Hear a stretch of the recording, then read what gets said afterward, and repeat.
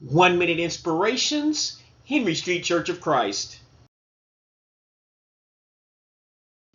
What's in a name? And when he had found him, he brought him to Antioch.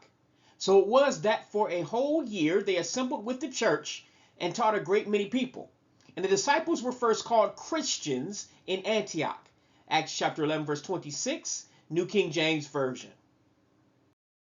I thank God that I have been blessed to preach the gospel of Jesus Christ for 25 years now. It has been a road of many ups and downs, hills and valleys, pleasant moments and persecution. One of the things that stands out to me is the question from years ago being, what's in a name? This is a question inferring that all believers are the same. Where one worships is irrelevant, and how one worships does not matter. Unfortunately, this is not true because Jesus strictly commanded that we obey the Father's will, and unfortunately, that is not being done everywhere. Matthew chapter 7, verse 21. Those who profess to being Christians are constantly defying the things Jesus commanded, knowingly and unknowingly. The good thing is that we can go back to the Bible to eliminate religious confusion and restore the true practices of Christianity prescribed by the Bible. For instance, what is the name of the church? It is called the Church, Churches of Christ, Church of the Living God, and perhaps other designations that are not readily coming to mind. Acts chapter 8, verse 1, Romans chapter 16, verse 16, 1 Timothy chapter 3, verse 15. Why change these designations? We don't have the authority to do so. The church belongs to God and only He has the right to name it. Furthermore, God has named His people. Some of those designations are Christians, children of God, saints, etc.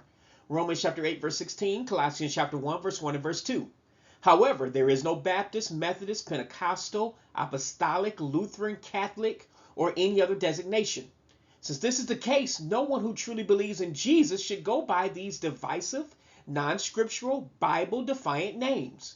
When we are engaged in things that are not scriptural, we cannot claim to worship God in spirit and truth because we are not being truthful. John chapter 4, verse 24.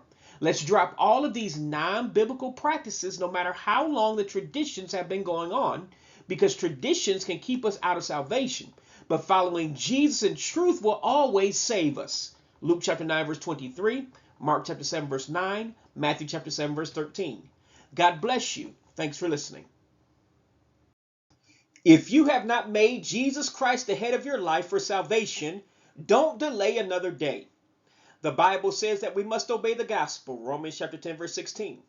This is done by being exposed to, believing, and adhering to the word of God as delivered to us in the New Testament of the Bible. For short, it is called obeying God's plan of salvation. Please see my accompanying video entitled The 6 Things That Save in order to do so today. You can reach it by going to the YouTube link below or scanning the QR code below with your cell phone. God bless you. Thanks for listening. This is a ministry of the Henry Street Church of Christ, 309 Henry Street, Gadsden, Alabama, USA 35901.